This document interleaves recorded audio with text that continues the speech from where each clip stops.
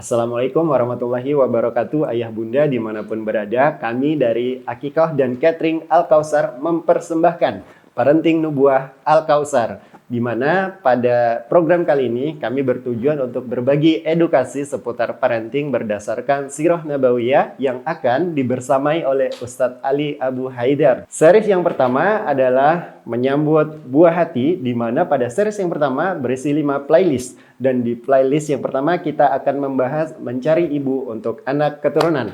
Nikmati konten-konten edukasi dari kami. Selamat menyaksikan. Barakallahu fikum. Bumbunya banyak banget lagi. Udah tutorial masaknya juga susah banget.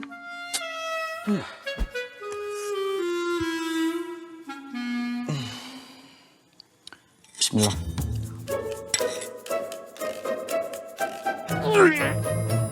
Pusing masak sendiri buat akikoh. Pakai Al-Kausar akikoh aja. Gak usah ribet masaknya. Rasanya dijamin enak.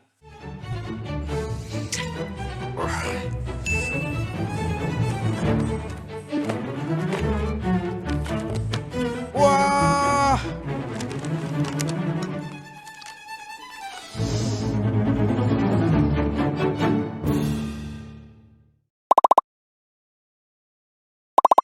Assalamualaikum warahmatullahi wabarakatuh, Ustaz. Waalaikumsalam warahmatullahi wabarakatuh. Alhamdulillah, ini Ustaz bisa silaturahim ya, Ustaz. Masya Allah nih. Sambil ngopi-ngopi ya, Ustaz. Senang banget bisa mampir ke tempat antum Ini ini. Masya Allah. Tempat barokah. Ya ini loh, Ustaz. Sesederhana ini, tapi mudah-mudahan obrolan kita kali ini nggak sederhana ya, Ustaz.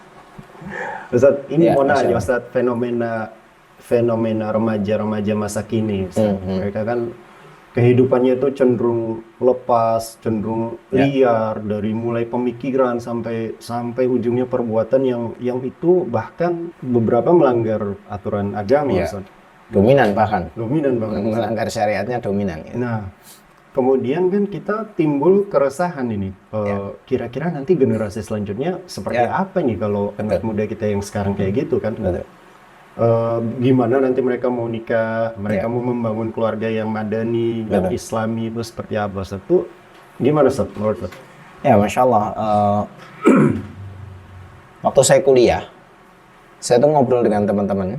Ini laki-laki, dan ternyata laki-laki yang ini pacarnya yang ini. Laki-laki yang ini pacarnya yang ini. Lagi-lagi semua itu. Laki-laki semua. Gitu. Itu tahun 2010 lah. Saya kuliah itu. Tadinya saya pikir kayak yang ya udah dah itu urusan mereka gitu loh. Yang penting saya nggak ikut-ikutan mereka gitu. Walaupun dalam pikiran saya aneh banget sih kok. Bahkan bukan hanya aneh, menjijikkan gitu. Ya, betul, Ustaz. Cuma hari ini kita lihat bahwa bahkan itu sudah dilegalkan di negara-negara maju. Bahkan virus itu ya sekarang masuk juga ke negeri kita. Akhirnya yang dulu itu hanya fenomena kecil, sekarang sudah terdesain. Itu hanya satu dosa. Masya Allah. Itu baru satu dosa. Dari satu dosa, dan itu dosa kaum Nabi Lut. Kaumnya Nabi Lut. Dan itu bahkan Rasul menyuruh untuk melaknatnya. Ya kita bicara bahwa berarti harus kita sadari bahwa makin hari keadaan zaman itu makin rusak. Tapi yang jadi indah adalah tetap ada indahnya. Islam tidak pernah menghilangkan optimisme dalam kehidupan manusia. Bahwa justru masa depan itu milik Islam. Ketika kezaliman itu makin memuncak, justru dia akan jatuh nanti. Dan kejatuhan itulah yang menjatuhkan adalah kejayaan Islam, sehingga justru masyarakat masa depan itu adalah milik Islam. Nah, ini menjadi menarik. Makin rusak, dalam logika kita kan makin rusak, makin hancur, makin terus habis ini kiamat gitu, bubar gitu. Iya Ustaz, boleh Ustaz. Tadi kan Ustaz sampaikan Islam selalu menghadirkan sisi optimisme. Nah sekarang kita ini Ustaz, kami ini Ustaz yang pesimisme Ustaz. Tadi kan saya bilang kan masa depan itu sepertinya masa depan itu sunatullahnya menjadi milik umat Islam, peradaban ya Ustaz. Ya, dengan generasi yang seperti sekarang Ustaz. Ya. Tentu saja kami ini pesimis Ustaz melihatnya. Masa sih gitu ya? Masa sih gitu? Masa sih gitu? Ya. Sekarang bahkan orang-orang mungkin kecenderungan untuk dia mau menikah. Ya. Kalau biasanya orang usia di bawah 30 sudah lazim. Ya. Bahkan mungkin laki-laki zaman sekarang mungkin nikahnya milih sedikit lebih lama, Ustaz. Itu gimana? Ya, Ustaz? ya. Ya itu nanti muncul lagi PR ya. Kayak tadi masalah kan besar ya. Laki-laki kok sukanya sama laki-laki aja itu udah masalah besar. Sekarang masalah usia misalkan. Nah, di dalam Islam itu bicara dewasa bukan hanya tentang usia, tapi juga kematangan cara berpikir, kemudian matang agamanya, kemudian dalam tanda kutip akankah dia layakkah dia nikah. Itu memang ada minimal 2 syarat, bahwa dia balik, yang kedua rusyda. Inilah yang kemudian optimisme itu dibangun kepada mereka yang satu dia balik secara fisik, dia sudah mencapai titik dewasa, tapi kan nyatanya juga apakah orang yang sudah dalam tanda kutip nih, misal laki-laki dia sudah masuk masa kedewasaan secara fisik, pertanyaannya apakah dia layak nikah di zaman ini? Layak, Ustaz. Secara fisik layak, tapi secara kematangan Belum. belum. Karena berumah tangga ini bukan hanya bicara, mohon maaf, seperti hewan yang suka lawan jenis kemudian mereka kawin lah kalau bahasa ini. Cuma kalau kita dalam Islam ada aturannya.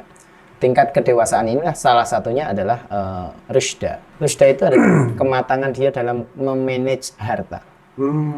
Harta. Jadi kok hidupnya sudah bisa memanage keuangan, bukan hanya keuangan dalam poin di sini ya, tapi paling gampang keuangan misalkan. Dia jauh dari kata mubadzir. Dia banyak memberikan hal-hal manfaat, bahkan termasuk pada urusan kedermawanan. Iya dong, seorang calon suami itu harus dermawan. Karena salah satu tugas hidup dia adalah menafkahi. Kalau dia nggak dermawan, betapa beratnya rumah tangga bersuamikan yang tidak dermawan. Susah belanja online ntar istri. Wah, gitu. Akhirnya jadi bibit masalah rumah tangga, biasanya muter-muternya di situ aja. Nah, ini yang kemudian sekali lagi bahwa ketika sekali lagi kita bicara generasi rusak, tapi generasi secara kodratnya juga pengen nikah. Bahkan hari ini saking rusaknya ada juga orang nggak pengen nikah. Iya. Tapi kita hanya bahas yang pengen nikah aja deh, gitu. Supaya anak-anak muda hari ini punya optimisme bahwa berumah tangga itu punya aturan, punya cara, dan itu barokah. Nah, ini yang kemudian harus kita bagi kepada mereka. Pertama, kita harus hadir dulu optimis. Optimis tadi bahwa benar mayoritas rusak, betul. Tapi sekali lagi kalau kita belajar dalam Sirah Nabawiyah itu ada namanya dakwah sembunyi-sembunyi, atau kita nyebutnya dakwah sirriyah. Apa yang dilakukan Nabi dengan dakwah sirriyah? Nabi itu mentarget siapa yang kira-kira bisa dihadirkan optimisme. Nah, itu yang didekati Nabi. Dari beberapa sahabat. Dari beberapa masyarakat Mekah, bahkan seluruh masyarakat Mekah. Sebabnya Nabi mendekatnya kepada orang-orang yang menurut Nabi layak untuk diberi optimisme bahwa ada kehidupan setelah kematian. Beliau itu secara keluarga lebih dekat dengan Abu Lahab daripada Abu Bakar. Tapi dengan Abu Bakar, beliau kedekatannya jauh lebih dekat dalam artian hubungan pertemanan, itu menjadi target. Sementara Abu Lahab nanti dalam tanda kutip bereaksi itu pada saat setelah 3 tahun. Artinya Abu Bakar justru menjadi awalan, Abu Lahab justru nanti menjadi target dakwah di dakwah setelah dakwah sembunyi-sembunyi, yaitu dakwah terang-terangan. Terus tahun keempat. Masya Allah. Artinya optimisme harus hadir. Harus hadir. Dan kita harus mencari siapa yang optimis untuk terus kita dakwahkan bahwa berumah tangga ini ada ilmunya. Supaya nanti dari orang-orang yang optimis tadi juga mereka juga menyebarkan hal yang Ya, sama. betul. Itu yang kita harapkan. Dari sanalah kemudian berkait dengan tadi masa depan milik Islam. Dari orang-orang tadi. Dari orang-orang tadi. Ya. Berkaca kepada sejarah Nabi juga, Ustaz. Betul, Sirah Nabawiyah. Luar biasa. Jadi ini Ustaz, ada juga Anda itu kenal masih lingkungan keluarga Anda sebenarnya. Ya. Bahkan ada yang sampai akhwat dia itu takut nikah, Ustaz. Takut nikahnya bukan tidak punya ketertarikan ya, Ustaz. Iya. Tapi karena dia pesimis lihat generasi sekarang gitu. Jadi kalau saya nikah sama si Fulan, si Fulan gitu, modelnya nggak jauh beda, Ustaz. Misalkan yang Fulan 1, Fulan 2, Fulan 3. Laki-laki semua sama. Laki-laki semua sama. Rumusnya kan gitu. Gitu Ustaz. Katanya. Iya, itu gimana Ustaz? Ya, memang sekali lagi mungkin selain ada sisi ketakutan, ada sisi trauma, sampai kemudian nggak berani nikah. Cuma hati-hati dengan ketakutan ini, jangan sampai malah kita nggak pengen nikah, karena ini fatal. Kata Nabi, bukan bagian dari kaumku orang yang tidak ingin menjaga sunnahku, yaitu menikah. Nah, jadi menikah itu sesuatu yang justru normalnya manusia pengen.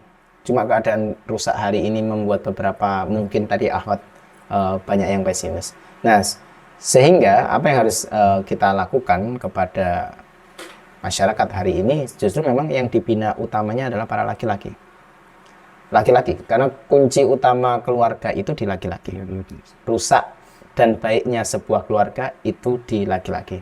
Walaupun nanti peran perempuan juga dominan, cuma sumber utamanya adalah laki-laki. Nah, itu saya cuma gini ya, ketika akhwat pesimis, dia nanti berpikirnya jadi serba singkat. Maksud saya gini, saking banyaknya laki-laki nggak soleh, akhirnya dia cuma nyari yang penting soleh. Padahal soleh ini baru landasan awal. Kalau laki-laki nggak cukup dengan soleh. Di antara beberapa landasan-landasan lain itu masih ada lagi.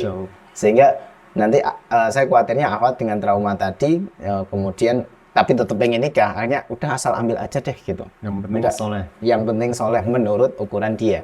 Nah, ini yang kemudian ternyata di dalam rumah tangga itu soleh itu nggak cukup. Laki-laki soleh itu nggak cukup. Masya Allah.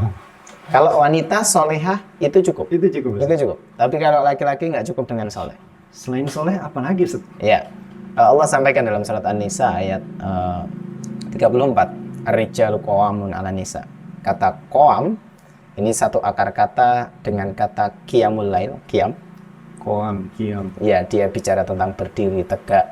Tapi kalau kita lihat terjemahnya artinya pemimpin, laki-laki pemimpin untuk perempuan. Nah, ini bicara tentang qawamah. Yaitu tentang laki-laki itu harus punya qawamah. Selain dia soleh itu menjadi hal mendasar, tapi dia harus punya qawamah.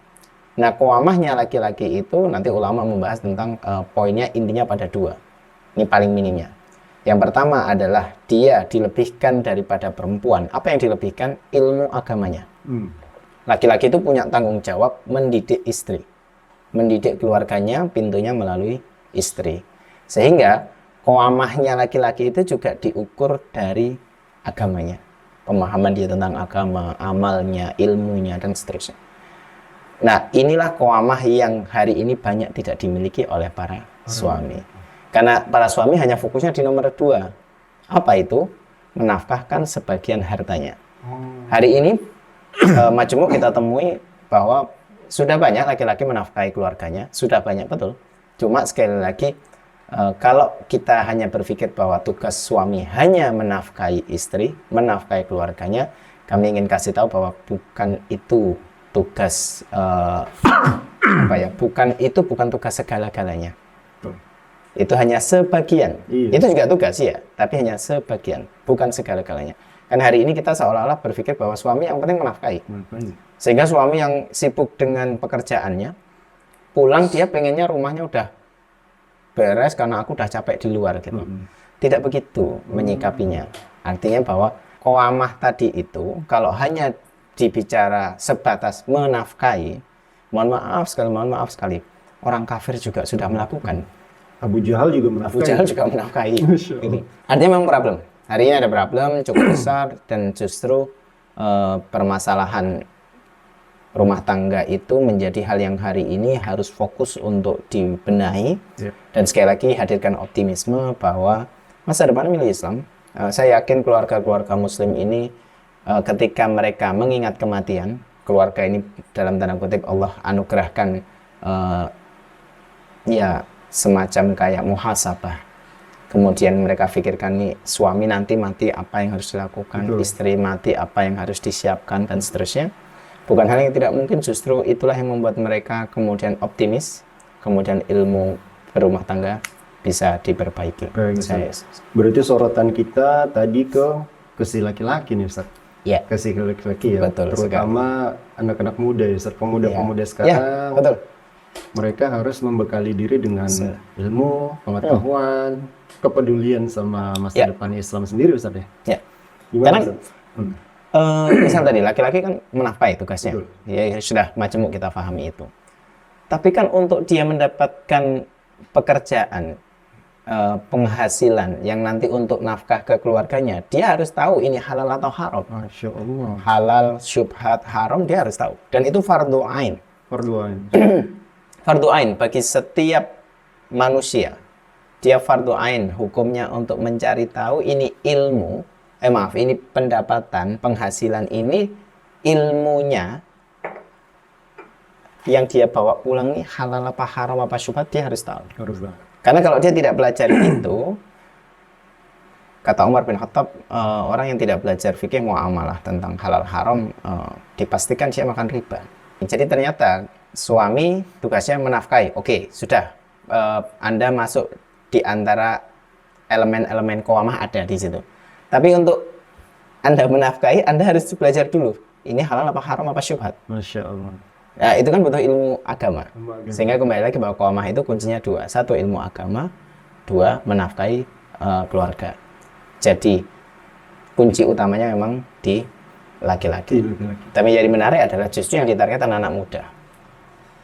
Kalau kita lihat dalam sirah Nabawi ya, bahkan Nabi bersabda dengan lisan mulianya, beliau mengatakan agama ini ditolong oleh para pemuda. Para pemuda. Dan agama ini justru dulu dihinakan oleh orang-orang sepuhnya. Masya Allah. Kan Abu Lahab itu orang sepuhnya, Quraisy itu orang sepuhnya. Sehingga bicara optimisme tadi, bahwa perbaikan bisa dilakukan justru saat kita mendekati anak-anak muda dan itu para laki-laki. Para laki-laki, Ustaz. Karena Allah anugerahkan para laki-laki itu akalnya, dia memang untuk memahami agama dia lebih cepat, dia lebih mudah Dibanding wanita, Ustaz. dibandingkan wanita. Ayat itu memang dalil yang mengatakan bahwa laki-laki dilebihkan daripada perempuan. Masya Allah. Berarti memang harus belajar agama, Ustaz. Pemuda-pemuda terutama yang laki-laki, Ustaz. Ya, betul. Mungkin boleh, Ustaz, motivasi, Ustaz. Motivasi untuk biar saya nanti sebarin ke Ya, Masya Allah. adik remaja yang Justru gini, saat kita lahir, kan kita lahir tidak berubah gender. Kan kita lahir sudah laki-laki. fitrahnya begini, Ustaz. Fitrahnya begitu. Saat kita dilahirkan kok laki-laki, berarti Allah titipkan agama itu ke kita.